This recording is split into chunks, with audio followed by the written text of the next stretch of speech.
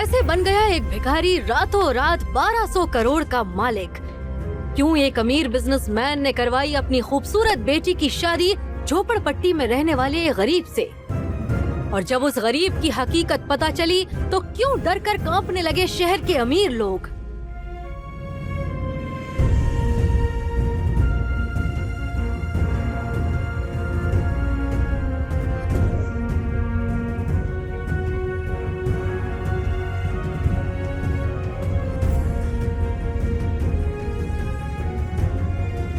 मेरे पति नहीं होते ना, मेरे फ्रेंड्स के पति उन्हें डायमंड रिंग, आईफोन देते हैं और तुम ये 10 रुपए का फूल दे रहे हो मुझे? हाँ, तुम्हें तो पति कहते हुए शर्म आती है मुझे। मूव।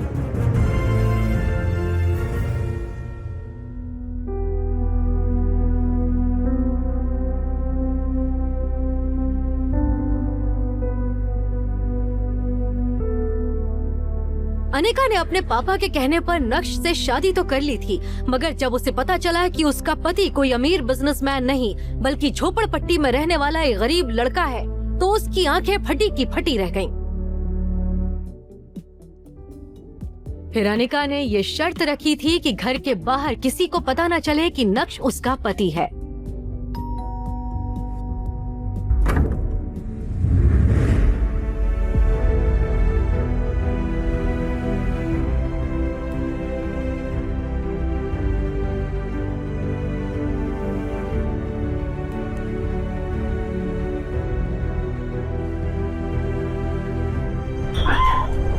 नक्श उस घर में घर जमाई बनकर रहता था, लेकिन वो सिर्फ एक नौकर ही था। सब उसे जलील करते रहते। ना तो उसे घर में ठीक से खाने को मिलता था, ना ही उसके लिए कोई कमरा था। कभी कालीन पर तो कभी वो कुत्तों के कमरे में सो जाता। अनिका ने अपने दोस्तों को बता रखा था कि उसकी शादी विदेश जाकर हुई है और उसका पति लंदन में एक बड़ा बिजनेसमैन है। लेकिन जब अनिका के दोस्त उसे अपने हस्बैंड्स के दिए हुए महंगे महंगे गिफ्ट्स दिखाते तो वो जल भुनकर राख हो जाती।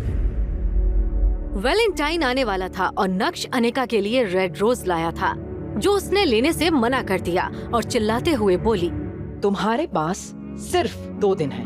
मुझे वैलेंटाइंस पर एक महंगा गिफ्ट चाहिए जिसकी कीमत कम से कम 1 लाख रुपए हो। मैंने आज तक इतने पैसे देखे भी नहीं है। इतना महंगा गिफ्ट कहाँ से ला कर दूंगा? तो ये तुम्हें मुझसे शादी करने से पहले सोचना चाहिए था ना। एक मर्द होकर अपनी बीवी की डिमांड्स भी पूरी नहीं कर सकते।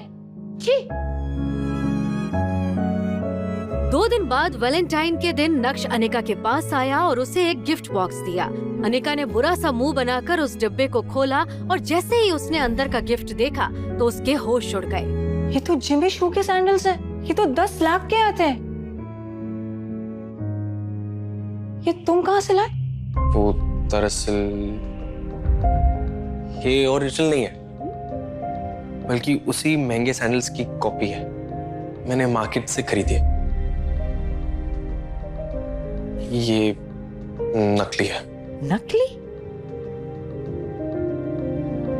अनिका ने बुरा सा मुंह बनाकर उन सैंडल्स को अपने कमरे में रख दिया, पर सैंडल्स की क्वालिटी देखकर अनिका को नक्श पर थोड़ा शक हुआ, क्योंकि वो सैंडल्स एकदम ओरिजिनल लग रहे थे।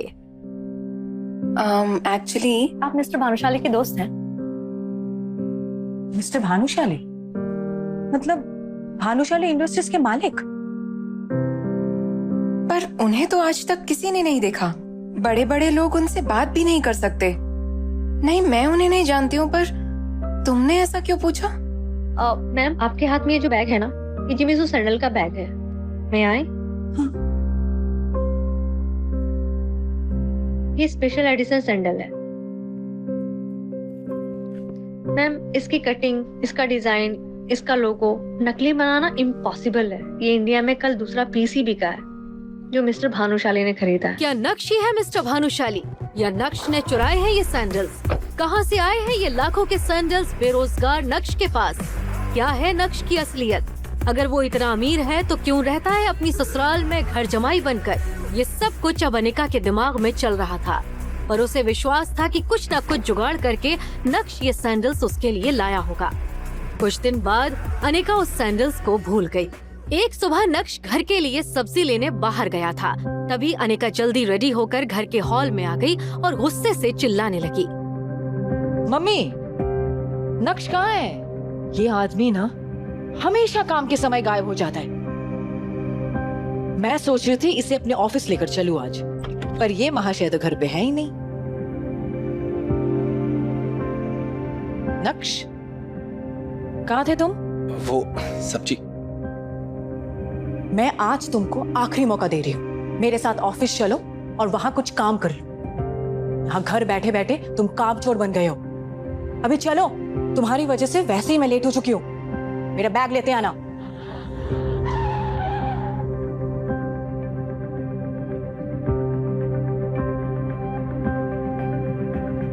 ये सब लेकर आओ।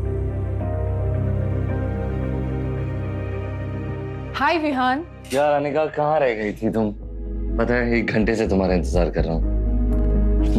I'm so sorry Vihaan. कुछ लोगों के कारण घर से निकलने में देर हो जाती है। अब इसमें सॉरी की क्या बात है? खैर, ये देखो अनिका, भव्य साची का लहंगा तुम्हारे लिए लाया हूँ। ये वही लहंगा है जो दीपिका ने अपनी शादी में पहना था। तुम्हें अपनी फ्रेंड की वेडिंग पे जाना था ना, अब तुम ये वहीं पहनना।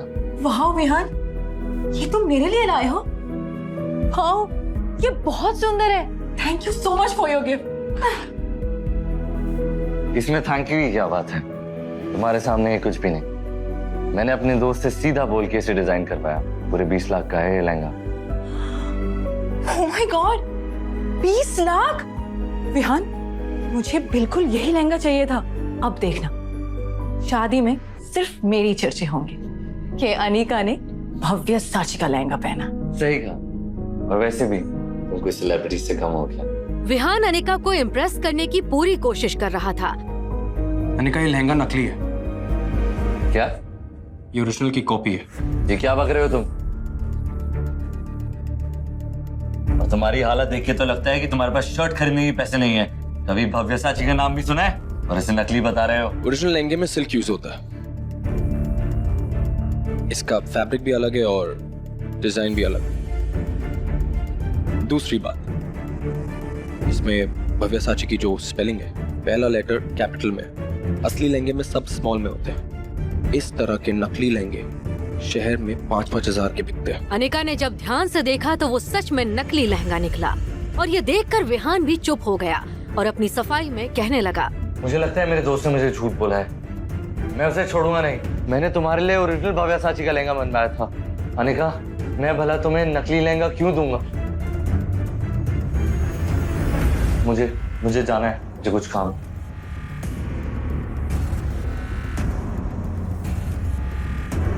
अनिका, मैंने तुम्हें आज तक कोई सलाह नहीं दी, पर आज कह रहा हूँ, ये आदमी तुम्हें इम्प्रेस करने के लिए नकली और सस्ते गिफ्ट्स ला कर दे रहा है। ऐसे आदमी से तुम्हें बात भी नहीं करनी चाहिए। मैं तुमसे वादा करता हूँ, एक दिन मैं तुम्हारे लिए असली और ब्रांडेड गिफ्ट्स लाऊंगा और उसके लिए जितनी मेहनत करनी पड़े मैं करूंगा। अपने दिल की बात अनिका के सामने रखने के बाद नक्श ने अनिका के जवाब का इंतजार भी नहीं किया और उसके कैबिन से बाहर निकल गया। 2.5 साल की शादी में पहली बार अनिका को ऐसा लग रहा था कि नक्श उसकी फिक्र कर रहा है, उसे बुरे लोगों से बचा रहा है। नक्श का ये रूप देखकर अनिका चौंक गई थी। आज पहली बार अनिका के मन में ये सवाल उठा था, क्या नक्श को खुद से दूर रखकर मैंने कोई गलती तो नहीं कर दी? ये क्या सोच रही हूँ मैं? विहान मेरा बिजनेस पार्टनर है, अमीर है, सक्सेसफुल बिजनेसमैन है, हमारी कंपनी का मेन इन्वेस्टर। नक्श की इस हरकत की वजह से अगर विहान मेरी कंपनी से बैकआउट कर गया तो क्या होगा? नक्श की वजह से मैं मेरी इतने सालों की मेहनत को जाने नहीं दे सकती। मुझे नक्श की नहीं, मुझे विहान की जरूरत है। ऐसा सोचकर अनिका को नक्श पर और गुस्सा आने लगा। नक्श, ये क्या पागलपन है? हाँ, तुम्हें इतना हक किसने दिया है कि तुम मुझे अपनी बेतुकी सलाह दे सको? Shut up! तुम्हारी हिम्मत कैसे हुई? मेरी गलती थी कि तुम्हें यहाँ पर लेकर आई। अब तुम यहाँ से चुपचाप निकल जाओ। Just leave! रुक! जाता कहाँ है? सुनना ही नहीं देता क्या? कब से आवाज दे रहा हूँ? बह रहा है क्या? तूने मेरे ही सामने मेरे गिफ्ट का मजाक कैसे उड़ाया? अगर तू खुद को भी बेच देगा ना तब भी वैसा गिफ्ट नहीं खरीद पाएगा। दूसरी बात, तुझे तेरी औकात पता होनी चाहिए। साले गरीब फटीचर घर जमाई मुझसे जबान लगाते हैं। नक्श अभी भी सबके सामने हंगामा करने के मूड में नहीं था, लेकिन जब कोई आपकी खामोशी का फायदा उठाने लगता है तो बोलना जरूरी हो जाता है। पहली बात, जो पीछे खड़ी है ये मेरी बीवी है, तो अच्छा होगा कि तुम इससे दूर रहो। दूसरी बात, मेरी बीवी को तुम जैसे इंसान से गिफ्ट्स लेने की जरूरत नहीं है, मैं उसे खुद लाकर दे सकता हूं। तो अपने ढोंगी दिखावा बंद कर। और हाँ, तीसरी बात, जब जेब में नोट ना हो तो चिल्लर बजाकर दिखावा नहीं करते।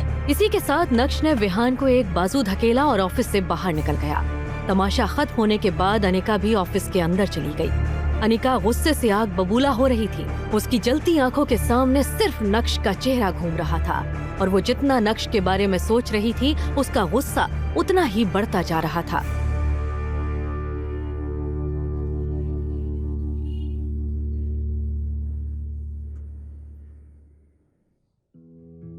हेलो, मैं आप ही के कॉल का वेट कर रहा था। आज मैंने तुम्हारी मीटिंग एक खास इंसान से फिक्स की है।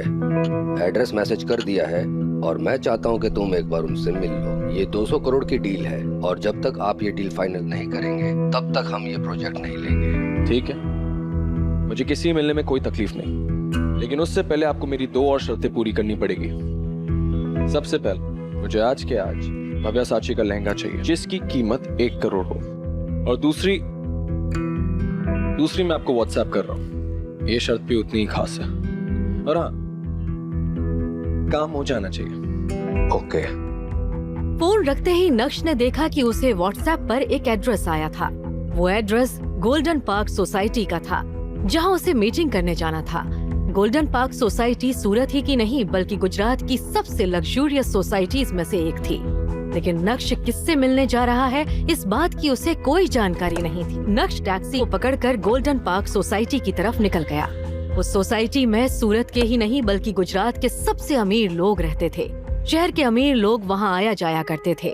नक्श जैसे ही अंदर जाने के लिए आगे बढ़ा तो उसके पुराने कपड़े, पैर में चप्पल देखकर सिक्योरिटी गार्ड ने उसे गेट के बाहर ही रोक दिया। ए फटीचर, कहाँ गुस्सा चला आ रहा है? वो मुझे अंदर जाना, मेरी मीटिंग है। अबे साले, झूठ बोलने से पहले ये तो देख लेता कि तेरी हालत क्या हो रखी है। ये गोल्डन पार्क सोसाइटी है, यहाँ शहर के लोग अपनी बड़ी बड़ी कारों में आते हैं और तू भिखारी यहाँ भीख मांगने घुसा आ रहा है। मैं तुझ जैसे लोगों को बहुत अच्छे से जानता हूँ। चल भाग यहाँ से, चल। ऐसा कहकर गार्ड ने नक्श को जोर से धक्का दे दिया जिससे नक्श वहीं सड़क पर गिर गया और एक महंगी कार के सामने आ गया। उस कार ने तेजी से ब्रेक लगाए और नक्श गाड़ी के नीचे आने से बच गया। वो कार किसी और की नहीं बल्कि गोल्डन पार्क सोसाइटी के मालिक मिस्टर खन्ना की थी। उन्हें सब रियल एस्टेट किंग कहा करते थे। पूरे गुजरात में बड़ी बड़ी बिल्डिंग्स और सोसाइटी उन्होंने ही बनाई थी। जैसे ही कार में बैठे मिस्टर खन्ना ने ये सब देखा तो वो उतर कर आए और गार्ड पर चिल्लाने लगे। क्या हो रहा है सब? वो भी सोसाइटी के गेट पर? हाँ? पता नहीं, सब करने से हमारी सोसाइटी की रेपुटेशन खराब होती है। देखिए ना सर, ये फटीचर अंदर घुसा चला आ रहा है। इसे रोका तो रुक नहीं रहा। नक्सर, आप यहाँ? मुझे माफ कर दीजिए सर, मैंने आपको देखा नहीं। मुझे अगर पता होता आप हैं तो मैं खुद आपको रिसीव करने आता सर। बेवकूफ, जानता है कौन है ये? हैं? तूने सर के सामने मेरी इज्जत खराब कर दी। मैं तुझे अपनी नौकरी से निकालता हूं। इसमें इसकी कोई गलती नहीं है। मेरी हालत ही कुछ ऐसी है, कोई भिखारी ही समझेगा। लेकिन सर, आप यहाँ इस हालत में? मैं आपसे 4 साल पहले जब मिला था तो आप बिल्कुल अलग थे और अब मिस्टर खन्ना, कुछ ऐसा हुआ जो मैं आपको बता नहीं सकता, पर हाँ जल्दी सब कुछ बदल जाएगा। फिलहाल मुझे अंदर एक मीटिंग के लिए जाना है। मैं आपसे फिर बाद में मिलता हूँ। Sure sir.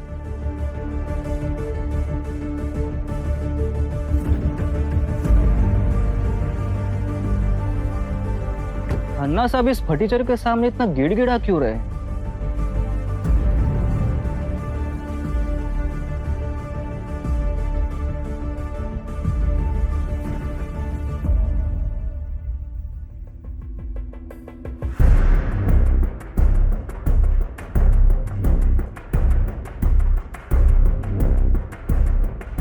तुमने मुझे पहले क्यों नहीं बताया कि मैं इस इंसान के साथ डीलिंग कर रहा हूँ?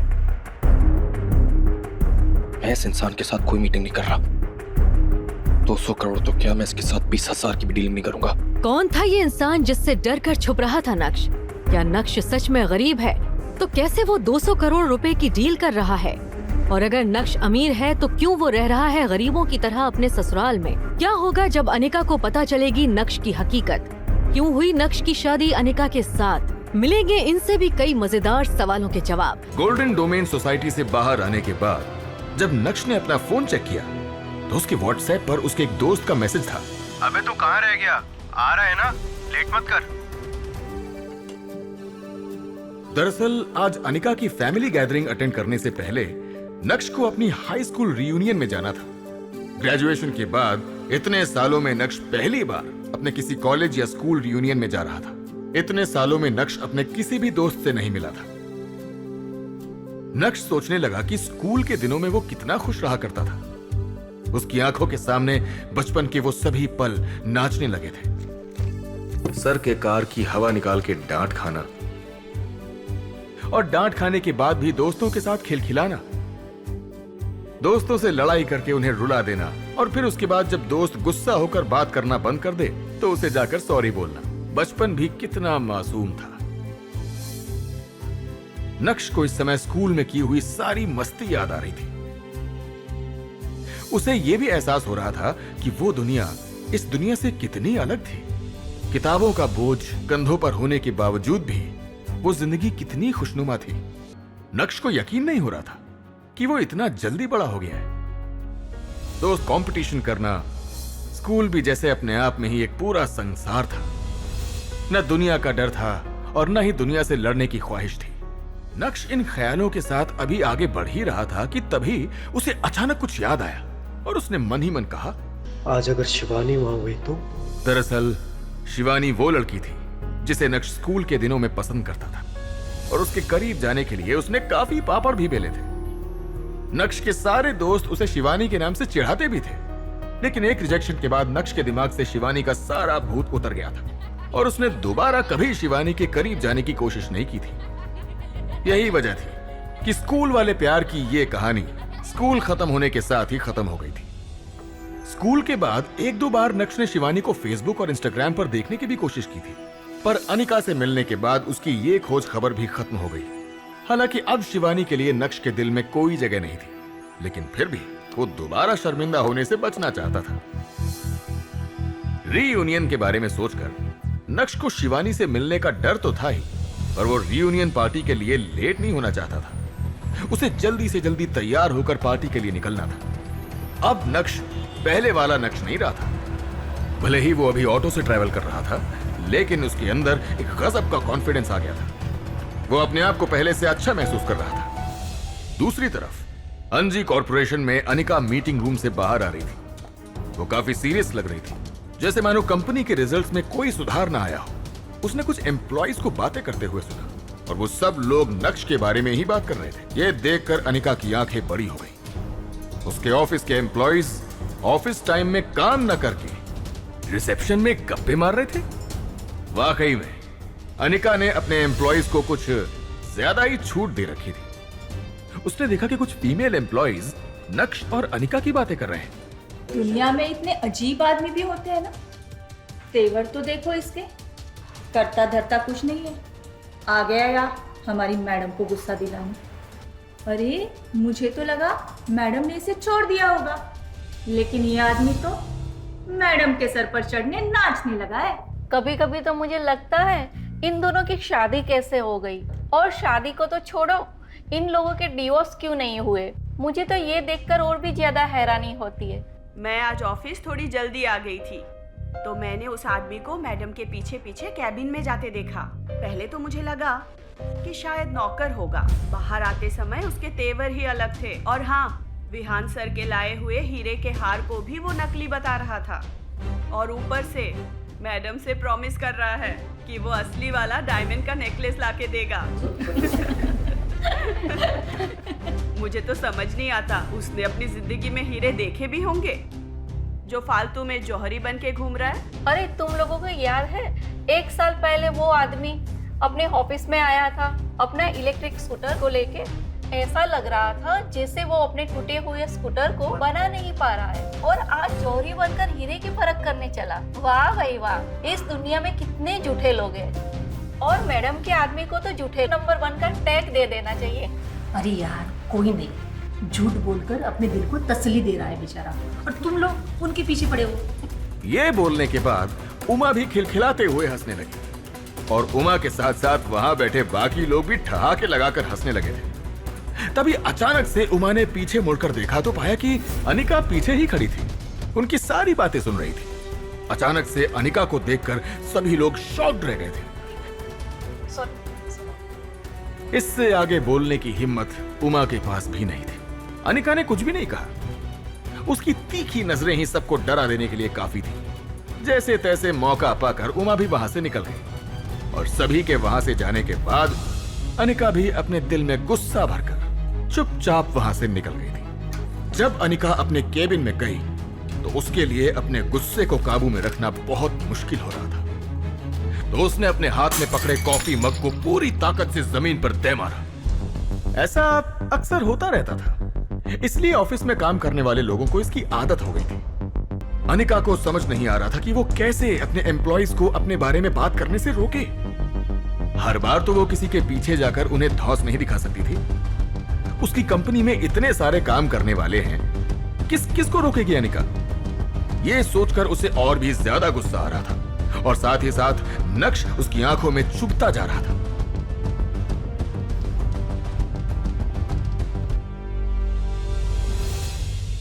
मुझे लगता था मैं आपकी सबसे प्यारी बेटी हूँ।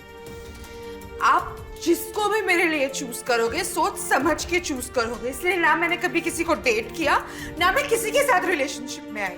यहाँ तक कि मैंने शादी के लिए भी कोई शर्त नहीं रखी। और आपने क्या किया, मुझे इस गधे के साथ बांध दिया और मैंने फिर भी कुछ नहीं बोला। लोग कहते हैं कि माँ बाप ना अपने बच्चे के लिए जो भी करते सोच समझ के करते हैं, और आपने मेरे साथ क्या किया। बल्कि कभी कभी लगता है कि बस आपको एक आखिरी काम करना था, वो आपने किया, चले गए। अनिका के मन में यह भी चल रहा था। अपने दिल की बात अपने पापा के सामने रखने के बाद अनिका फूट फूट कर रोने लगी थी। जब भी अनिका नक्श की हरकतों से परेशान होती थी तब वो अपने पापा के डिसीजन पर सवाल उठाती। लेकिन आज पहली बार अनिका ने अपने पापा को एक केयरलेस पिता घोषित कर दिया था। अनिका का दिमाग इतना ज्यादा खराब हो गया था कि वो दिन भर केबिन से बाहर ही नहीं निकली थी। पूरे समय उसके दिमाग में बस अपनी बाकी की जिंदगी की कहानी चल रही थी। दूसरी तरफ नक्श रीयूनियन पार्टी में जाने के लिए तैयार होने घर पहुंच गया था। जैसे ही उसने दरवाजा खोला तो देखा कि चित्रा सोफा पर आराम से बैठकर टीवी देख रही है। जैसे ही चित्रा ने नक्श को अंदर आते हुए देखा, वैसे ही चित्रा ने कहा, नक्श, यहाँ आओ, मुझे तुमसे कुछ जरूरी बात करनी है। चित्रा नक्श से कौन सी जरूरी बात करने वाली थी? क्या अनिका को इस बात के बारे में पता होगा? क्या चित्रा नक्श और अनिका का डाइवोर्स करवाने वाली है? क्या बदले हुए नक्श की सच्चाई जानकर अनिका को उसमें अपना प्यार दिखने लगेगा? या फिर आज की रीयूनियन पार्टी में नक्श को उसकी शिवानी मिल जाएगी? क्या नक्श और शिवानी के बीच में प्यार का सिलसिला फिर से उठेगा? क्या नक्श अनिका को छोड़कर शिवानी का दीवाना होगा? नक्श, नक्श, नक्श, बहरे हो गए हो क्या? सुनाई नहीं दे रहा? मैं कब से बुला रही हूँ। जी मम्मी जी, कहिए क्या बात है? ये देखो, तुम्हारे चेकअप के रिपोर्ट्स आ गए हैं। ये रिपोर्ट तो नेगेटिव आई है और ये तो खुशी की बात है। मुझे कोई जेनेटिक डिसऑर्डर नहीं है। तो तुम्हारे कहने का मतलब है कि कमी मेरी बेटी अनिका में है? नहीं मम्मी जी, ऐसा तो मैं सोच भी नहीं सकता। मैं सब समझ रही हूँ नक्श, मुझे तुम पर कोई भरोसा नहीं है। तुम अपने पेरेंट्स का भी टेस्ट करवाओ। मैं नहीं चाहती कि तुम्हारी वजह से मेरी अनिका को कोई भी प्रॉब्लम हो। पिछले 1.5 सालों से लगातार नक्श और अनिका IVF के जरिए टेस्ट ट्यूब बेबी करने का ट्राई कर रहे थे। IVF रिजल्ट्स देखकर नक्श अपनी सासू माँ की बातों को अनसुना करके सोच में डूब गया था। तभी चित्रा ने कहा, अरे कहाँ खो गए? जवाब दो मेरा। पेरेंट्स का टेस्ट? हाँ, क्यों? तुम्हारे पास पैसे नहीं है?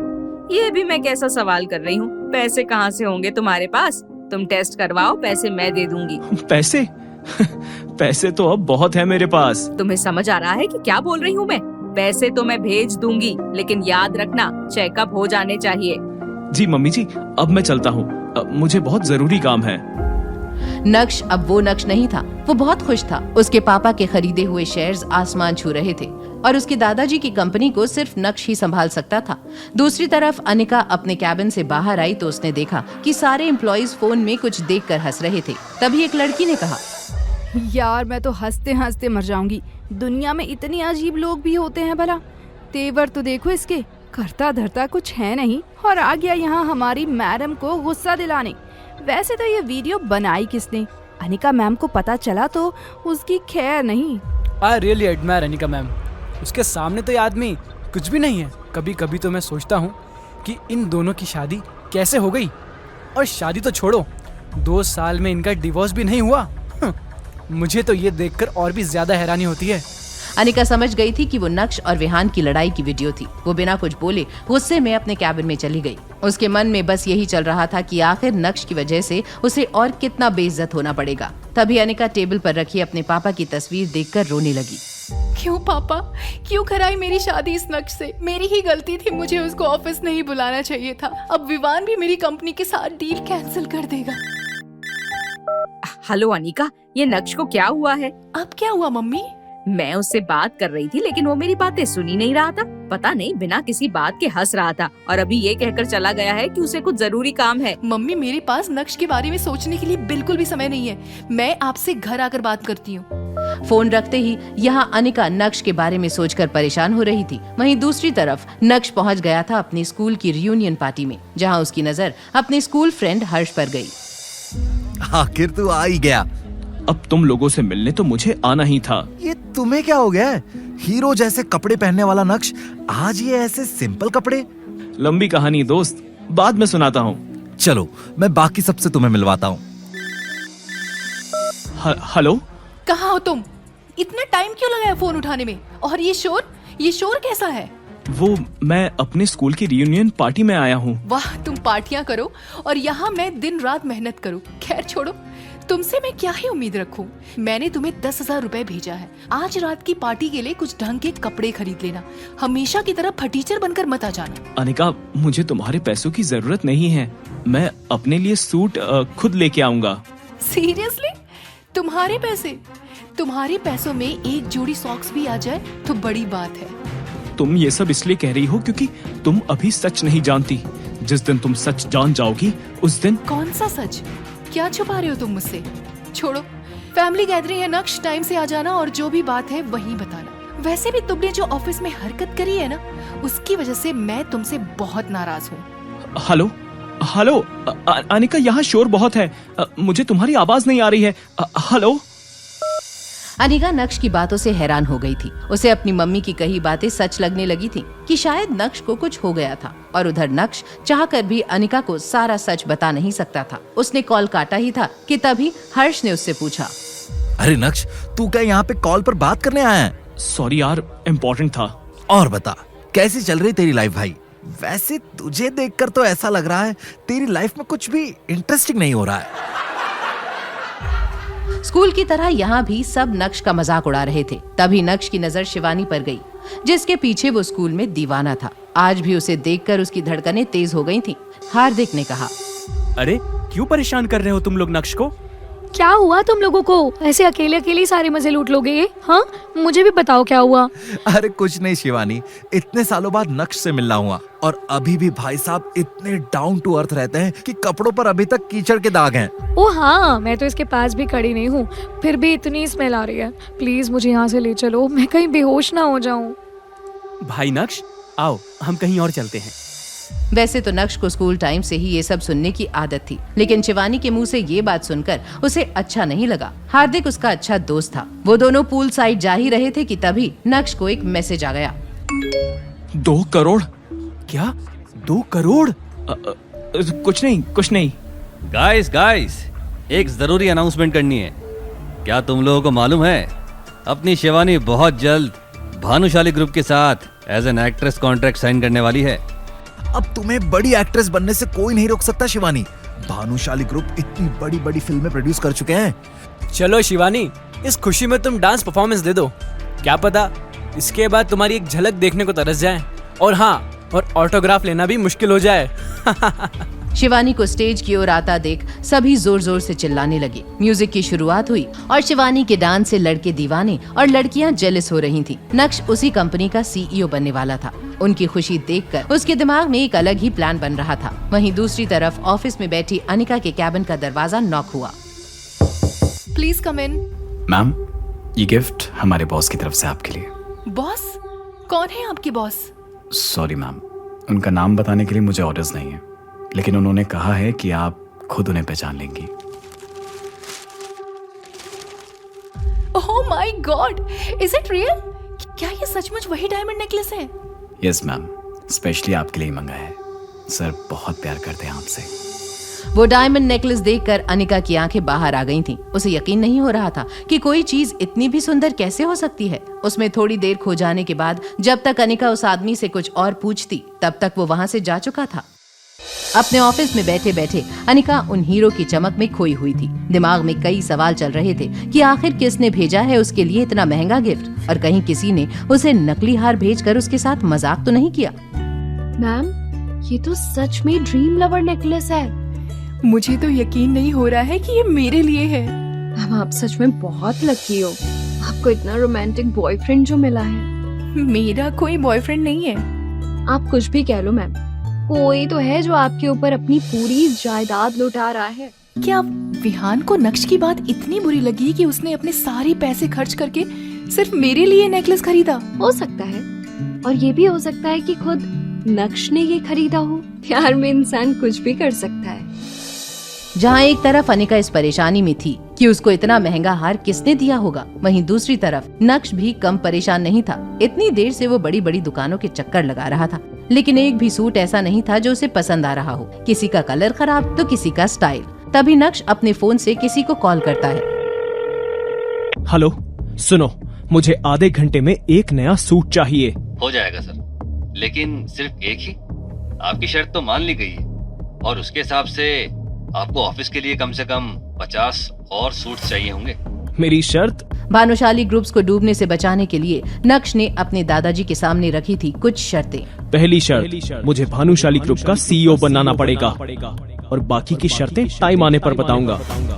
हाँ, शर्त के हिसाब से मुझे ऑफिस तो जाना पड़ेगा। ठीक है, तो 50 सूट्स ले आना। ओके सर, मैं अभी लाता हूँ। नक्श के दिमाग में बस अब एक ही नजारा घूम रहा था, जहां अनिका उसके दिए हुए ड्रीम लवर नेकलेस पहनकर पार्टी में एंट्री ले रही थी और नक्श उसका हाथ थामे चल रहा था। अनिका ड्रीम लवर नेकलेस पहनकर तैयार हो ही रही थी कि तभी चित्रा वहां आ गई और अपनी बेटी को इतना खूबसूरत देखकर उसने फौरन उसे काला टीका लगा दिया। लगता है ये तुम्हारे लिए ही बना है। कितना सुंदर लग रहा है। मुझे तो यकीन नहीं हो रहा है मम्मी कि ये मेरा है। मैं इसे पहने हुए हूँ। यकीन नहीं हो रहा तो कर लो अनिका, तुम खुद एक हीरा हो और तुम इस दुनिया के सारे हीरे डिजर्व करती हो। अपनी आंखें खोलो और उस चीज को अपनी जिंदगी से निकाल दो जो तुम्हें इस हीरे की तरह चमकने से रोक रहा है। नक्श नाम के धब्बे को अपनी जिंदगी से हमेशा हमेशा के लिए धो डालो। मैं जानता था असली नेकलेस सिर्फ तुम जैसी खूबसूरत लड़की के लिए ही बना है। तुम्हें कैसे पता कि ये असली है? असली हीरे की पहचान है मुझे। मेरी बेटी है ही इतनी खूबसूरत। वैसे आज तुम भी ठीक ठाक लग रहे हो। थैंक यू मम्मी जी। चलो अब, वरना लेट हो जाएंगे। और फिर सब जावेरी खानदान की पार्टी के लिए निकल जाते हैं। जावेरी खानदान शहर का जाना माना परिवार था, लेकिन ये परिवार बस नाम का ही था। यहाँ आपस में एक दूसरे के साथ सिर्फ कंपटीशन होता था। एक दूसरे को नीचा दिखाने का कोई मौका नहीं छोड़ा जाता था। जैसे ही नक्श और अनिका ने पार्टी में एंट्री ली, सबकी नजरें उन पर आकर रुक गयी। अरे वाह नक्श, मैं तो तुम्हें पहचान ही नहीं पाया। पर एक मिनट, पर मैंने ऐसा सूट चोर बाजार में देखा था। कितने का लिया ये? 500 या 1000? अंकल, मैंने तो इसके लिए 1 रुपया भी नहीं दिया। तो क्या चुराया ये, या मंदिर के बाहर से तुझे कोई भीख में दे गया? वेल, तुम लोग एंजॉय करो। यहाँ भी खाने के लिए तुम्हें 1 रुपया भी नहीं देना पड़ेगा। बात करने का सलीका नहीं है तो मुंह क्यों खोलते हो अपना? चुप नहीं रह सकते? लेकिन अनिका। स्टॉप इट नक्श। तुम्हारे गरीबी के सच को छुपाते छुपाते मुझे तुम्हारी वजह से कितना इंसल्टेड फील होता है। तुम्हें समझ भी आता है? अनिका, तुम सच नहीं जानती, लेकिन आज मैं सबके सामने सच्चाई बता दूंगा ताकि तुम्हें जिल्लत का और सामना ना करना पड़े। तुम जानते हो मेरी ये जिल्लत भरी जिंदगी कब खत्म होगी? जब तुम मेरी जिंदगी से हमेशा हमेशा के लिए निकल जाओगे। अनिका, मेरी बात तो सुनो। जिस दिन मेरा सच सामने आएगा तब तुम क्या आने का, पूरा जावेरी खानदान मेरा दीवाना हो जाएगा। वो चेहरे पर अपनी छोटी मुस्कान के साथ वहाँ से चला गया, पर चित्रा के चेहरे पर अलग ही गुस्सा नजर आ रहा था। वो अनिका के पास आई और बोली, अनिका बेटा, तुम क्यों अपना मूड ऑफ कर रही हो? नक्श तो है ही ऐसा। मुझे उसे यहाँ लाना ही नहीं चाहिए था, सब मेरी गलती है। अरे तुम दोनों यहाँ अकेले अकेले क्या कर रहे हो? अरे कुछ नहीं भाई साहब, वो अनिका की ड्रेस पर थोड़ी ड्रिंक गिर गई थी तो उसी की बस हेल्प कर रही थी। थोड़ी क्या, पूरी ड्रिंक गिर जानी चाहिए थी इस ड्रेस पर। अनिका बेटा, बुरा मत मानना, लेकिन तुम्हारी चॉइस ना सिर्फ हस्बैंड में बल्कि कपड़ों में भी खराब है। इतने सस्ते कपड़े कौन पहनता है? हम जावेरी हैं, हमारा भी कुछ स्टैंडर्ड है। वो अंकल क्या है ना अंकल, सबके शौक अलग हैं। कुछ लोगों की नजर कपड़ों तक ही रह जाती है, पर जिसकी नजर तेज है उसे तो दिखता है अनिका के गले में सजा हुआ dream lover necklace. Dream lover necklace? मजाक अच्छा कर लेते हो नक्श। आपको मानना है तो मानिए, वरना आपकी मर्जी। आपके ना मानने से इस हीरे की चमक फीकी तो नहीं पड़ जाएगी। तुम्हारे सूट के साथ साथ ये नकली नेकलेस भी कोई भीख में दे गया क्या? भीख की जरूरत तो शायद अब आपको पड़ने वाली है। नक्श! पार्टी में मौजूद सब ने ही ड्रीम लवर नेकलेस की बात सुनी और तब से लोग अनिका को कॉम्प्लीमेंट्स देते नहीं थक रहे थे। कोई उसका नेकलेस पास से देखना चाहता था तो कोई छूकर। वहीं दूसरी तरफ अनिका की नजरें सिर्फ नक्श पर थीं। अनिका का शक नक्श पर गहराता जा रहा था और वो उससे बात करना चाहती थी, पर तभी कल्याणी की आवाज ने सभी का ध्यान अपनी तरफ खींच लिया। आप सभी का यहाँ आने के लिए शुक्रिया। वैसे मेरे दिन ही अब कितने बचे हैं, पर जब तक मैं जिंदा हूँ मैं ऐसे ही परिवार को साथ खुश देखना चाहती हूँ। क्या माँ, आप भी जब देखो मरने की बातें? अच्छी बातें बोलो। अच्छी बातों से याद आया, मुझे मेरे सोर्सेज से पता चला है कि भानुशाली ग्रुप एक नया यंग सीईओ चुन रहा है। ये तो हमारी डील के लिए फायदेमंद हो सकता है। सही कहा, और इसीलिए मैं चाहती हूँ कि जावेरी खानदान को उस नए सीईओ के सामने कोई रिप्रेजेंट करे। तो कौन है यहाँ जो इसकी जिम्मेदारी लेगा? मैं। अनिका की एक्साइटमेंट देखकर नक्श घबरा गया। पार्टी से लौटने के बाद अनिका अपने बेड पर लेटे लेटे जावेरी खानदान की रिप्रेजेंटेटर बनने के ख्वाब देख रही थी कि तभी नक्श वहाँ आया। अनिका, मैं जानता हूँ तुम्हारे दिमाग में क्या चल रहा है। मुझे मालूम है कि तुम भानुशाली ग्रुप के नए सीईओ के साथ डील क्रैक करना चाहती हो और मैं तुम्हारी मदद। अनिका, मैं सिर्फ इतना कह रहा था कि मुझे तुम पर भरोसा है और ये डील सिर्फ तुम ही क्लोज कर सकती हो। तुम्हें लगता है? हाँ, मैं तो 100% श्योर हूँ। जितना आसान दिख रहा है उतना नहीं है। अगर दादी ने मुझे ये जिम्मेदारी दे भी दी तब भी न जाने वो सीईओ कैसा होगा। काश मैं बता पाता, मैं ही हूँ नया सीईओ। कुछ कहा तुमने? कुछ नहीं, अब सो जाओ। अगली सुबह नक्श अपने चेहरे पर मुस्कान लिए इलेक्ट्रिक स्कूटर पर सवार भानुशाली ग्रुप के ऑफिस पहुंचा। वो ऑफिस की बिल्डिंग को देखकर अपना अतीत याद कर रहा था कि तभी पीछे से एक कार ने आकर उसे टक्कर मारकर जमीन पर गिरा दिया। नक्श गुस्से में उठा और अपनी शर्ट से धूल झाड़ते हुए जैसे ही आगे बढ़ा तो उस कार से एक बेहद खूबसूरत लड़की बाहर आई, जिसे देखकर नक्श भी हैरान रह गया। अरे शिवानी, तुम? नक्श, तुम यहाँ क्या कर रहे हो? मैं तो काम से। सुबह सुबह मेरा नुकसान हो गया। तुमसे तुम्हें रिपेयर करने को भी नहीं कह सकती। वॉचमैन की सैलरी में तुम्हारा घर चलता है, वही बड़ी बात है। वॉचमैन और मैं? शिवानी इस बात से अनजान थी कि जिसे वो वॉचमैन समझ रही थी वही भानुशाली ग्रुप का नया सीईओ था। जिस दिन ये सच सामने आएगा नक्श चुन चुन कर अपनी बेइज्जती का बदला लेगा। क्या रिपेयरिंग का खर्चा सुनकर सदमा लग गया? नहीं नहीं, वो तो मैं आई एम सॉरी शिवानी, मैं लेट हो रहा हूँ, बाद में मिलते हैं। हाँ हाँ, अब तो रोज तुम ही सलाम करके गेट खोलोगे। कौन किसको सलाम करेगा वो तो देखना पड़ेगा। क्या मतलब? मतलब मैं लेट हो रहा हूँ, बाय। नक्श, तुम ऑफिस आ गए ना? हाँ, अभी अभी। आज बहुत बड़ी बड़ी मीटिंग्स है नक्श, तुम तैयार हो ना? मेरी काबिलियत पर शक मत करिए दादाजी, इस डूबती हुई नाव को मैं ही संभालूंगा। मुझे तुम पर पूरा भरोसा है। काश ये भरोसा आपने पहले दिखाया होता तो शायद ये दिन नहीं देखना पड़ता। खैर, अब तो आपको अपनी सीख मिल गई है। शायद मुझे दर्पण की बातों में नहीं। गॉसिप के लिए टाइम नहीं है मेरे पास। क्या है ना, अब मैं भानुशाली ग्रुप का सीईओ हूँ, बाद में बात करते हैं। सालों बाद उसी ऑफिस में कदम रखते हुए नक्श की नर्वसनेस साफ झलक रही थी। अब वो यहाँ सिर्फ भानुशाली खानदान के मेंबर नहीं बल्कि सीईओ की हैसियत से खड़ा था। लेकिन तभी किसी और ने भी ऑफिस में एंट्री ली, जिसे देखकर नक्श के चेहरे पर मुस्कान आ गई। मेरे लिए कॉफी भेज दो, बहुत सर दर्द हो रहा है। शिवानी एक्ट्रेस वाले नखरे दिखाते हुए जैसे ही सीईओ के ऑफिस में घुसी, वहाँ नक्श को देखकर उसके पैरों तले से जमीन खिसक गई। अब पता चलेगा कि कौन वॉचमैन है और कौन है सीईओ। कल तक था जो एक मामूली घर जमाई, आज कैसे बन गया इतनी बड़ी कंपनी का मालिक, जिसे समझ रहे थे सब एक वॉचमैन। उसने कैसे की कंपनी के बड़े बड़े लोगों की हवा टाइट। और अब क्या होगा जब शिवानी नक्श को ऑफिस के अंदर मिलेगी। तुम यहाँ क्या कर रहे हो? वही जो तुम यहाँ करने आई हो। तुम जोसेफ का काम ऑफिस के बाहर गेट पर चौकीदारी करने का होता है, या अंदर एसी की हवा खाने का नहीं। पहले मेरी कार को टक्कर मारी और अब तुम्हारी कार को मैंने टक्कर मारी? गलती तुम्हारी थी। अरे शिवानी, तुम यहाँ कैसे? देखो ना विपुल, एक तो ये आदमी मेरी कार में आके भिड़ गया और अब मेरे पीछे पीछे ऑफिस के अंदर तक घुस आया। शिवानी, तुम ये क्या बोले जा रही हो? एक्सक्यूज मी, तुम जो भी हो तुरंत यहाँ से निकलो। कौन हो भाई तुम? विपुल, शिवानी का दोस्त और इस कंपनी में जूनियर एचआर, और उसी हैसियत से तुझे कह रहा हूँ, निकल यहाँ से। हो हेलो, आराम से। तुम जानते नहीं हो कि मैं कौन हूँ, किससे मिलने आया हूँ। 1 मिनट में फिकवा सकता हूँ मैं तुझे यहाँ से बाहर। कोशिश कर ले, रोकूंगा नहीं। विपुल और नक्श के बीच गर्मा गर्मी बढ़ ही रही थी कि तभी वहाँ नैनिका आ गई। नैनिका इस कंपनी की एचआर हेड होने के साथ साथ शिवानी की चाची भी थी, और उन्हीं के बलबूते पर शिवानी यहाँ अपना कॉन्ट्रैक्ट साइन करने आई थी। क्या हो रहा है यहाँ पर? ए तुम यहाँ पर गार्ड की नौकरी के लिए आए हो ना, और अपने मालिक से बदतमीजी से बात करोगे? निकल जाओ अभी के अभी यहाँ से। मालिक और ये तो किसी कुत्ते के भी मालिक नहीं हो सकते। बहुत हो गया तेरा।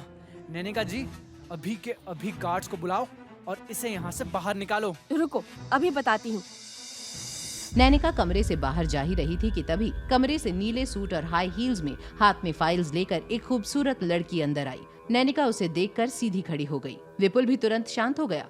नंदिता वो आई और आकर नक्श के सामने खड़ी हो गई। Hello sir, welcome to Bhanushali group. मैं आपकी सेक्रेटरी नंदिता। शायद मैं थोड़ी लेट हूँ, पर जैसे ही यशवर्धन सर ने मुझे आपके बारे में बताया, मैं तुरंत आपसे मिलने आ गई। नंदिता, तुम शायद कंफ्यूज हो रही हो। यशवर्धन सर तुम्हें इससे मिलने क्यों कहेंगे? Because he is our new CEO Shivani. Are you sure ma'am? आपको मुझ पर कोई डाउट है नैनिका जी? नो मैम, वो तो मुझे डाउट है। पर तुम्हारा डाउट क्लियर करना यहाँ कोई जरूरी नहीं समझता होगा। Am I right, Nandita? Of course, sir. We have a lot of work to do. एक पल में मानो बाजी ही पलट गई थी। जिसे ये सब एक मामूली गार्ड समझ रहे थे, वो अब इन सब का नया बॉस था, और इस नई ताकत का एहसास नक्श को भी शायद अभी अभी ही हुआ था। काम की शुरुआत कुछ लोगों को फायर करने से करते हैं। आई एम सॉरी सर, मुझे नहीं मालूम था आप कौन है, नहीं तो मैं। यही तो प्रॉब्लम है। जब तक तुम लोगों को मालूम नहीं होता कि सामने कौन खड़ा है, उसका औहदा क्या है, तब तक तुम लोग बदतमीजी करते हो। इसीलिए इस कंपनी की आज ये हालत हो चुकी है। बहुत कुछ ठीक करना पड़ेगा। ये तो अपने पैर पर कुल्हाड़ी मारने वाली बात हो गई थी। विपुल, शिवानी और नैनिका को उनका ही कहा हर एक शब्द जैसे अब काटने दौड़ रहा था। पर तभी एक पियोन ने आकर बताया कि जावेरी ग्रुप का मालिक नवीन जावेरी उनसे मिलने आया है। नंदिता, जावेरीज तक ये मैसेज पहुंचा दो कि अब से उन्हें कोई भी मीटिंग करनी हो तो पहले मेरा अपॉइंटमेंट ले, और किसी भी ऐरे गहरे को इस ऑफिस में ना भेजे, खासकर इस नवीन जावेरी को। अब उनका रिप्रेजेंटेटिव कौन होगा ये मैं तय करूंगा। जी सर, मैं अभी नवीन जी को जाने को बोलती हूँ। और तुम तीनों, तुम्हारे करियर के साथ अब क्या करना है वो मैं बाद में डिसाइड करूंगा। अभी के लिए दफा हो जाओ। सॉरी सर, आगे से ऐसा नहीं होगा। आप जो बोलेंगे हम वही करेंगे। बस मेरा कॉन्ट्रैक्ट। बोला ना यहाँ से निकल जाओ। 1 मिनट और रुके तो अभी निकाल दूंगा। Sorry sir. Sorry sir. यहाँ विपुल, नैनिका और शिवानी सर झुकाकर वहाँ से निकले, और दूसरी तरफ नक्श का वो मैसेज नवीन यानी कि मैम्बो अंकल पर एक बॉम्ब की तरह गिरा, जिसने उसके पूरे अहंकार को चूर चूर कर दिया। मायूस भरे चेहरे को लेकर मैम्बो घर पहुँचा और गुस्से में आकर उसने इमरजेंसी मीटिंग बुलाई, जिसमें लगभग पूरा जावेरी परिवार मौजूद था। आज तक मेरी इतनी बेइज्जती करने की हिम्मत किसी ने नहीं की है।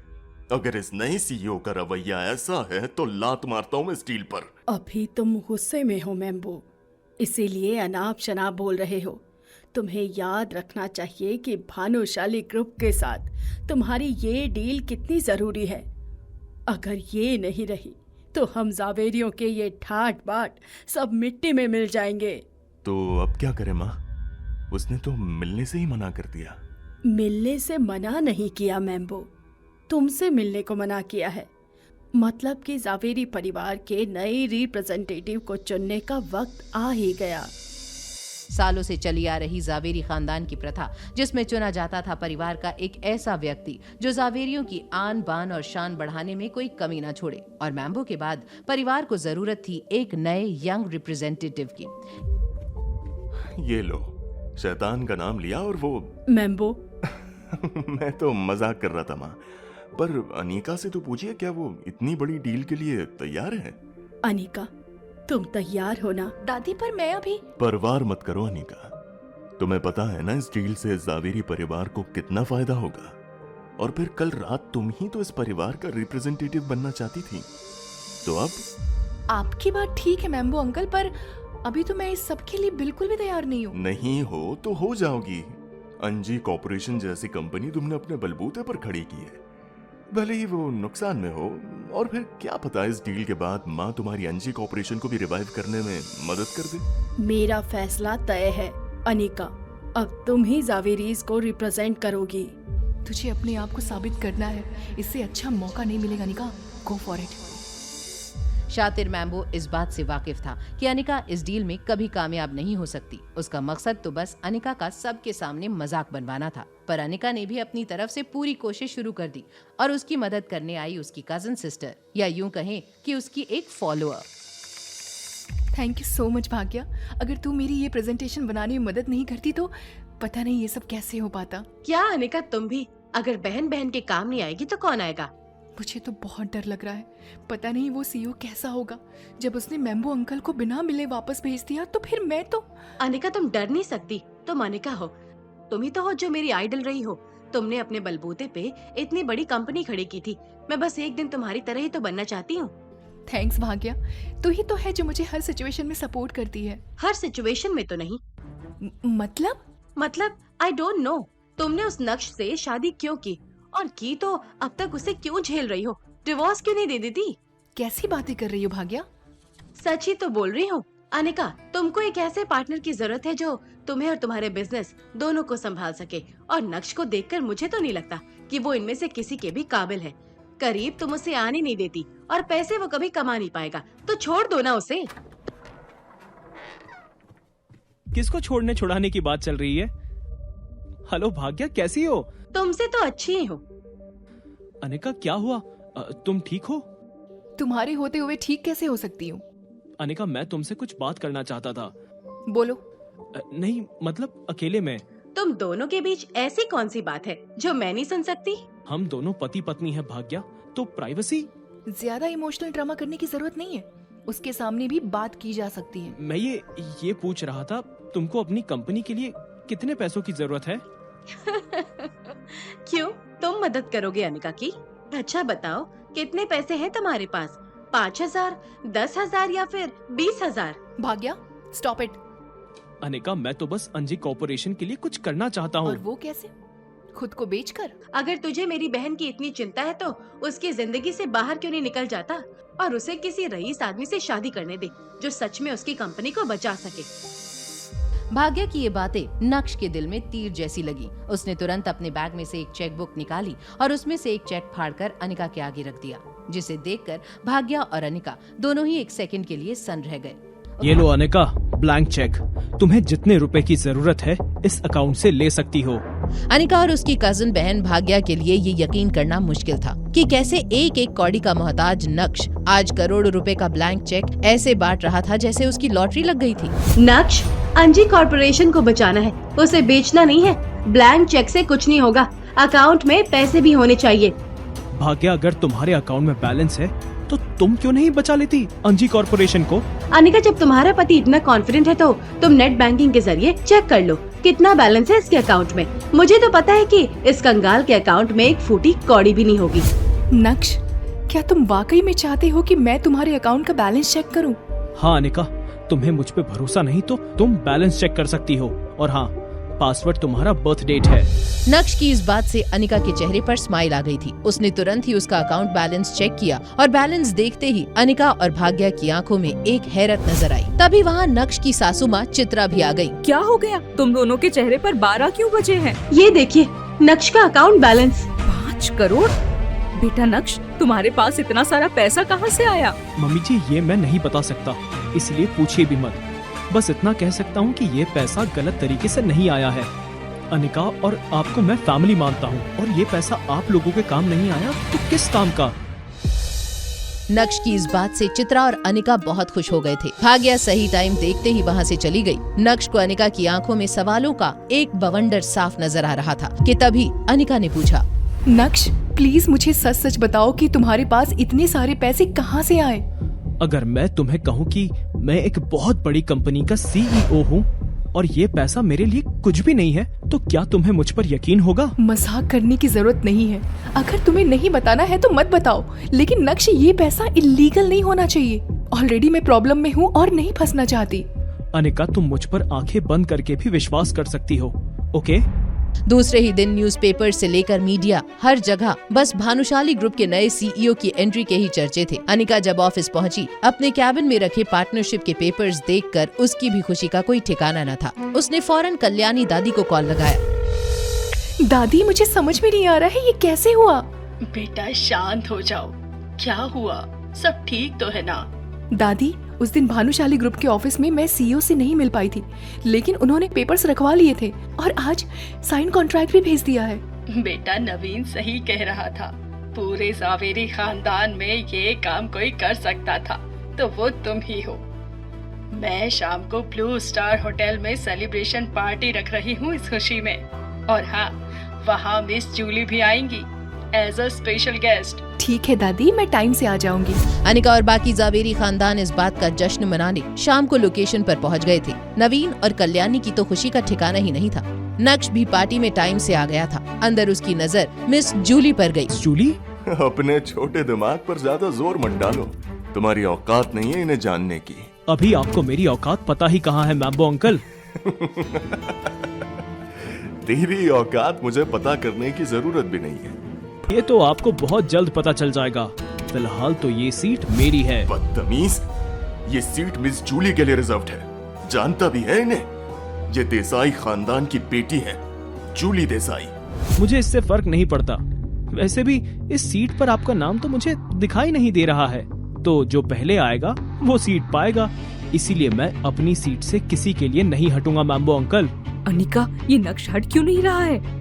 मम्मी, मैम्बो अंकल की चाल तो मैं समझ चुकी हूँ, लेकिन अब मैं नहीं चाहती हूँ कि नक्श या किसी के भी कारण दादी के सामने मेरा बना बनाया इम्प्रेशन खराब हो जाए। इस मैम्बो से अगर जीतना है तो दादी के सामने परफेक्ट बनकर ही रहना पड़ेगा। मैं सब संभाल लूंगी माँ। मैं जानती हूँ, लेकिन इस नक्श को कौन संभालेगा? आजकल बहुत हवा में उड़ रहा है। अब तू ही समझा इस लड़के को। नक्श, तुम मेरे पास वाली सीट पे क्यों नहीं बैठ जाते? ठीक है, सिर्फ तुम कह रही हो इसीलिए मैं ये सीट छोड़ रहा हूँ। जहाँ अनिका राहत की सांस ले रही थी, वहीं मिस जूली भी ये सब देख रही थी। एक पल के लिए नक्श का अनिका के लिए प्यार देखकर मिस जूली थोड़ा जेलस भी हो गई थी।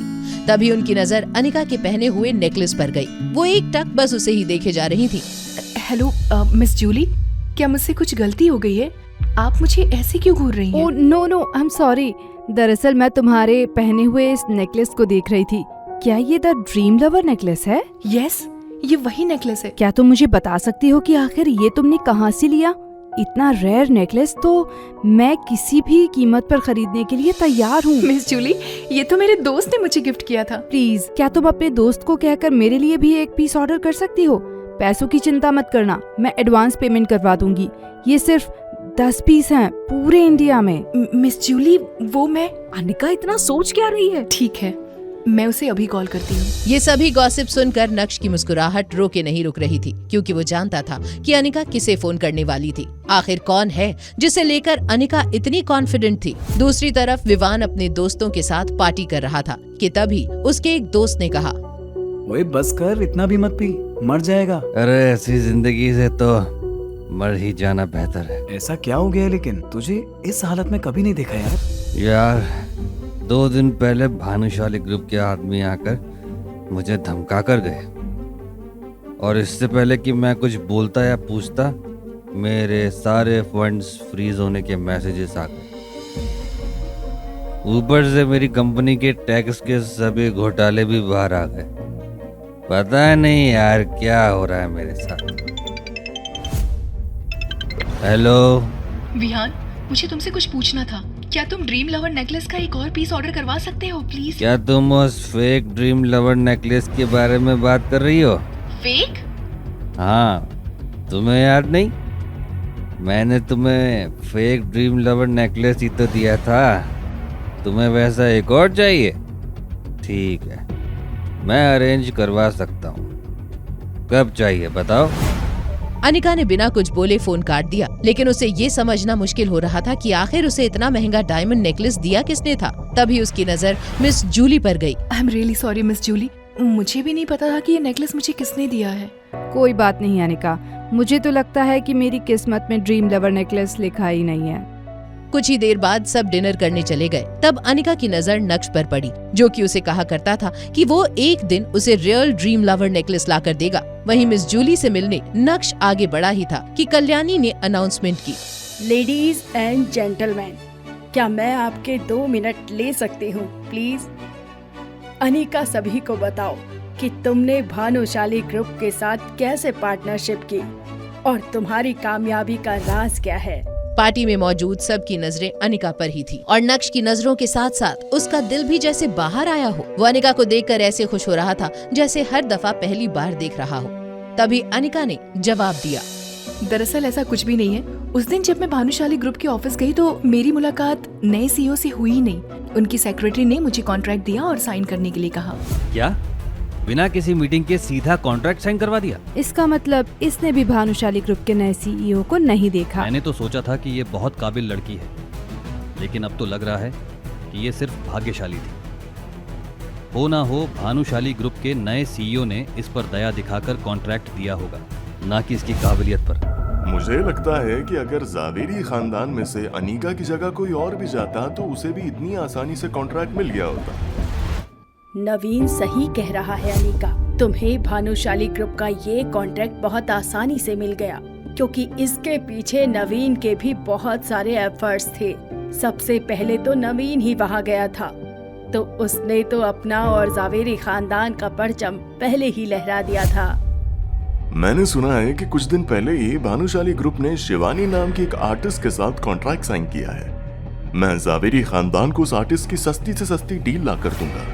पूरा नेगोशिएशन मेरा होगा और जल्द ही वो आर्टिस्ट हमारा एक ऐड भी करेगी। नवीन, तुम्हें बहुत अच्छे से पता है कि जावेरी खानदान में कंट्रीब्यूट कैसे करना है। मैं देख चुकी हूँ कि तुम क्या कर सकते हो, इसलिए आगे की सारी जिम्मेदारी तुम्हें देती हूँ। अनिका को मैम्बो अंकल से तो नहीं, लेकिन अपनी दादी से बहुत उम्मीदें थी और उनकी इन बातों ने अनिका के दिल पर बहुत ठेस पहुँचा दी थी, जो अपने बेटे की इतनी तारीफ कर रही थी और उसने कुछ काम भी नहीं किया था। वहीं खड़ा नक्श भी ये सारी बातें शांति से सुन रहा था। तभी मैम्बो अंकल ने टोस्ट करते हुए कहा, आज की पार्टी मेरी तरफ से है। जिसको जो भी खाना है पीना है वो खा पी सकता है, सब कुछ फ्री है। आज हम दिल खोल कर नाचेंगे, यहाँ से कोई भी सोबर नहीं जाएगा आज। रात भर पार्टी करने के बाद जब मैम्बो अंकल ने वेटर से बिल मंगवाया और अपना गोल्डन कार्ड उसे थमाया तो वेटर की बात सुनकर उनके होश उड़ गए। उनका सारा नशा एक झटके में मानो उतर गया हो। सर, आपका कार्ड डिक्लाइन बता रहा है। क्या बकवास कर रहे हो? बिल कितने का बना है? सर 20 करोड़।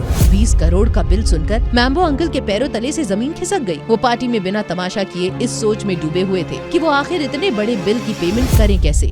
कॉन्ट्रैक्ट मिलने की खुशी में जो पार्टी रखी थी वो अब मैम्बो अंकल के गले की हड्डी बन गई थी। जैसे ही 20 करोड़ रुपए के बिल की बात सुनी, मैम्बो अंकल की आवाज पुराने रेडियो की तरह खड़खड़ाने लगी थी। तेरा दिमाग ठिकाने पर है? 20 करोड़ रुपए? हमने ये होटल नहीं खरीदना, बस आज की पार्टी का बिल चुकाना है। जा दौड़ के मैनेजर को बुला के ला। जो शख्स कुछ देर पहले तक अपनी दौलत के नशे में चूर था और उसका ढिंढोरा पीट रहा था, उसकी ये हालत देखकर पूरी पार्टी का मिजाज बदल गया था। हर कोई मैम्बो अंकल और जावेरीज को इस नजर से देख रहा था जैसे पार्टी का बिल उन्हें चुकाने के लिए बोला गया हो। मैनेजर ने पूरे बिल का हिसाब एक सांस में दे दिया। सर, आपने ही कहा था कि सबसे महंगी वाइन ही सर्व करना। हमारी सबसे महंगी वाइन 15 लाख रुपए की है और आपने तो पूरा होटल बुक किया था। वैसे तो आपका बिल 22 करोड़ रुपए का था, लेकिन हमने 2 करोड़ का डिस्काउंट दिया है आपको। डिस्काउंट? 20 करोड़ का बिल बना के तू डिस्काउंट नहीं लूट रहा है हमें। तू जानता नहीं मैं कौन हूँ। तूने नवीन जावेरी से पंगा लिया है। रुक, अभी तेरे इस होटल पे ताला लगवाता हूँ। कौन हो तुम नवीन जावेरी? जो हमारी होटल पर ताला लगवाने चले हो। इस रौबदार और कड़क आवाज ने जैसे पूरी पार्टी का ध्यान अपनी तरफ खींच लिया था। ये और कोई नहीं बल्कि इस होटल के मालिक और सूरत के सबसे रईस लोगों में से एक कार्तिक पटेल था। जावेरी खानदान की हेड होने के नाते अब कल्याणी को बीच में आना ही पड़ा। मिस्टर पटेल, मैं माफी चाहती हूँ। ये जो मेरा लड़का है ना, इसने थोड़ी ज्यादा पी रखी है। आप फिक्र मत कीजिए, इसे मैं हैंडल करूँगी। माँ, किसी की उल्टी बातें सुनने की जरूरत नहीं है। हमारी इतनी हैसियत है कि हम बिल भर सके। जिसने कभी अपने बेटे को गलत नहीं माना, आखिर आज वो कैसे इस भरी महफिल में उसे गलत साबित कर रही थी। हर किसी के दिमाग में बस यही बात चल रही थी। मैम्बो अंकल के पास सिर्फ 15 करोड़ ही थे और बाकी के पैसों के लिए उसने कल्याणी का रुख किया और कल्याणी ने निकाला एक अजीब तरीका। ये तो गलत बात है। एंजॉय सब करे और बिल सिर्फ मेरे बेटे के सिर पर फटे। सुनो सब लोग, पूरा बिल अकेला मैम्बो नहीं भरेगा। तुम सब भी इस परिवार का हिस्सा हो। सब 1-1 करोड़ रुपए पे करो, बाकी का मैं और मैम्बो देख लेंगे। कल्याणी की इस बात से परिवार के लोगों के पसीने छूट गए। सब सोच रहे थे कि इतनी महंगी वाइन हमने तो नहीं मंगवाई, लेकिन अब किसकी जुर्रत थी कल्याणी के सामने बोलने की। बेटा, अब हम कैसे भरेंगे इतने पैसे? मेरे पास तो नहीं है इतने। तेरे पास 5 करोड़ रुपए थे ना, जो नक्श ने दिए थे। माँ, वो तो मैंने अंजलि कॉर्पोरेशन में लगा दिया। अब तो बस 30-40 लाख बचे हैं, लेकिन अगर वो भी दे दिया तो बचेगा क्या? क्या हुआ अनिका? तुम्हारे चेहरे को देखकर यूं लग रहा है जैसे पूरा बिल तुम्हें भरने को दे दिया। अब ये मत कहना कि तुम्हारे पास 1 करोड़ भी नहीं है। आप उसकी चिंता मत करिए, मैं हमारे हिस्से का पूरा 1 करोड़ रुपया भरने के लिए तैयार हूँ। मैम्बो अंकल के तानों ने अनिका को वैसे ही शर्म में डाल दिया था और ऊपर से नक्श का बड़बोलापन। कहाँ से लाएगा ये इतने पैसे? अरे आप यहाँ क्या कर रहे हो? लगता है इसने इसके भी पैसे मार लिए होंगे। अब आएगा मजा। कैसे हो सेठ जी? सेठ जी? अरे अब कैसा सेठ? मुझे लगता है तुम्हें शायद कोई गलतफहमी हुई है। नक्श को सूरत के इतने बड़े बिजनेसमैन से यूं बातें करता देख वहाँ अच्छों की जान जल रही थी। जावेरी खानदान को तो जैसे बहुत बड़ा झटका लगा था, लेकिन उनसे भी बड़ा झटका अनिका को लगा था। नक्श ने सभी के चेहरे पढ़ लिए थे। उसने कार्तिक को आंख से इशारा किया और वो समझ गया। ओह सॉरी, शायद मुझसे भी गलती हो गई। सुनो, ये जो तुमने इतनी बड़ी डींगे हाकी है ना, अब कहाँ से लाओगे 1 करोड़ रुपए? तुम उसकी चिंता मत करो और अपनी माँ को लेकर यहाँ से निकलो। जैसे तैसे करके जावेरी खानदान ने बिल पे किया और सभी वहाँ से निकल गए। लेकिन नक्श को कार्तिक ने अकेले में रोका और नक्श को उस खास इंसान से मिलवाने उसके आलीशान डिपार्टमेंटल स्टोर पर ले गया, जहाँ हर एक प्रोडक्ट की कीमत इतनी थी कि आम आदमी तो वहाँ घुसने की भी ना सोचे। नक्श, आज मैं जो कुछ भी हूँ सिर्फ तुम्हारी वजह से हूँ। तुमने अगर मुझे उस वक्त पैसे नहीं दिए होते तो पता नहीं, मैं शायद आज भी कहीं नशा करके पड़ा रहता। मैं तुम्हें पिछले कई सालों से ढूंढ रहा था। लेकिन तुम यहाँ सूरत कैसे? तुमने ही तो कहा था मुंबई मेरे लिए सेफ नहीं है, इसलिए मैं सूरत आ गया। यहाँ आने के बाद तुम्हारे दिए पैसों से ही ये होटल प्राइम स्टार खड़ा किया। देखा, मैंने तुम्हारा भरोसा नहीं तोड़ा। सच कहा तुमने। तुम्हारी ये सक्सेस देखकर मैं बहुत खुश हूँ। वैसे ये तुम मुझे कहाँ लाए हो? तुम्हें हिमानी याद है? नक्श ने अपने मुंबई के दिनों में काफी नाम और पैसा बनाया था। वो जितना तेज दिमाग से था, उतना ही बड़ा उसका दिल था। कार्तिक की तरह ही उसने एक लड़की की मदद सिर्फ उसकी ईमानदारी के लिए करी थी। आज जिस डिपार्टमेंटल स्टोर में नक्श खड़ा था, ये उसी हिमानी का था। हिमानी को कैसे भूल सकता हूँ कार्तिक? उस बैग में पूरे 3 करोड़ रुपए थे, जिसे मैं उसकी छोटी सी दुकान में भूल गया था। लेकिन उसकी ईमानदारी की दाद देना होगी। उसने पैदल चलकर मेरे पैसे मुझे लौटाए। और देख, आज तेरे दिए हुए उन पैसों से उसने कितना बड़ा स्टोर बना लिया है। तू रुक, मैं अभी उसे लेकर आता हूँ। तेरे लिए एक सरप्राइज भी है। नक्श हिमानी के इतने बड़े स्टोर को देखकर हैरान रह गया था। वो स्टोर को आंखें फाड़ कर देख रहा था कि तभी अनिका की एक फ्रेंड प्राची ने नक्श को इस हालत में देख लिया। नक्श, तुम यहाँ क्या कर रहे हो? पता है ना, यहाँ तुम्हारी औकात के हिसाब से कुछ भी नहीं मिलता। लगता है रास्ता भटक गए हो। मैं रास्ता भटका हूँ या नहीं, इससे आपको क्या लेना देना? वैसे ये प्राइसेस आपकी औकात से भी ज्यादा ही लग रहे हैं। तुम्हारी ये हिम्मत, अभी तुम्हें मजा चखाती हूँ। आलोक, क्या हुआ बेबी? कौन है आदमी? देखो ना बेबी, ये नक्श अनिका का हस्बैंड मुझे बोल रहा है कि मेरी औकात नहीं है यहाँ से कुछ खरीदने की। खुद तो कुछ काम करता नहीं है, बस मुफ्त की रोटियां तोड़ता है। अच्छा, तू है कौन बे? और तेरी इतनी हिम्मत कि मेरी वाइफ की इंसल्ट कर रहा है? चल निकल बाहर यहाँ से। अरे 1 मिनट, तुम हो कौन मुझे यहाँ से बाहर निकालने वाले? ये इस स्टोर के डेप्यूटी जनरल मैनेजर हैं। आज ही इनका प्रमोशन हुआ है। तू सीधे सीधे यहाँ से निकलता है या सिक्योरिटी बुला के धक्के मार कर बाहर निकलवाऊं? देखो, तुम मुझे ठीक से जानते नहीं हो। और ये स्टोर? Security security. आलोक की ऊंची आवाज सुनकर हर कोई अब उस तमाशे को देखने लगा, लेकिन सिक्योरिटी के आने से पहले वहाँ कार्तिक और हिमानी आ गए। क्या चल रहा है यहाँ पर? और ये तुमने इनका हाथ क्यों पकड़ा हुआ है? सर मैडम आप यहाँ? पहले तुमसे जो पूछा है उसका जवाब दो। मैडम कुछ नहीं, ये आदमी यहाँ पर कस्टमर से बदतमीजी कर रहा था तो इसलिए। तो इसीलिए अब तुम हाथापाई करोगे? सर आप कैसी बात कर रहे हैं, मैं ऐसे थोड़ी मारने वाला था, बस डरा रहा था। मुझे भी मालूम है किसी पे हाथ उठाने से हमारे स्टोर का नाम ही खराब होगा। हिमानी, इतनी इम्पोर्टेंट पोजीशन पर ऐसा इंसान सही है तुम्हारे कंपनी के लिए। अब तुम ही इसे हैंडल करो। हैंडल क्या करना है? यू आर फायर्ड आलोक, कल से दिख मत जाना यहाँ। लेकिन मैम मैंने। लेकिन बेकिन कुछ नहीं। सॉरी सर, आज आपको ये सब देखना पड़ा। ये सब छोड़िए, 2 लोग हैं जिनको मैं आपसे मिलवाना चाहती हूँ। वो भी बहुत एक्साइटेड हैं आपसे मिलने के लिए। हाँ तो चलो, फिर देर किस बात की? मैम प्लीज प्लीज मुझे इस नौकरी से मत निकालिए, मुझसे बहुत बड़ी गलती हुई है। प्राची आलोक को माफी मांगता देख समझ गई थी कि इससे कुछ नहीं होगा। वो बहुत शातिर थी, उसे मालूम था अपना काम कैसे निकालना है। वो एक झूठी मुस्कान लिए नक्श से कहती है, नक्श ये मेरी गलती है, इसके लिए मेरे हस्बैंड को सजा नहीं मिलनी चाहिए। तुम्हें मुझे जो भला बुरा बोलना है कह दो, लेकिन इन्हें फायर मत होने दो। कल ही इनका प्रमोशन हुआ है, हम सड़क पर आ जाएंगे प्लीज। अच्छा, अब आया ऊंट पहाड़ के नीचे, लेकिन तुमने अभी तक माफी तो मांगी नहीं। और हाँ, थोड़ा तमीज से। मिस्टर नक्श, अभी जो कुछ भी हुआ उसके लिए आई am really sorry. Please please मेरे हस्बैंड की जॉब बचा लो, ये ठीक है? मिसेस प्राची, सबसे पहले तो तुम माफी मांगना सीख लो। और रही बात तुम्हारे पति की जॉब की, तो क्या उसे माफ करेगा नक्श? कौन थे वो 2 लोग जिनसे नक्श को मिलवाने के लिए थी हिमानी इतनी बेताब? और क्या क्या नए नए तूफान लेकर आएगा नक्श का ये नया रूप? ये जानने के लिए देखिए अगला एपिसोड सिर्फ पॉकेट एफएम के YouTube चैनल पर। और इंस्टा एम्पायर के सारे एपिसोड्स को सुनने के लिए डिस्क्रिप्शन में दी गई लिंक से डाउनलोड कीजिए पॉकेट एफएम ऐप।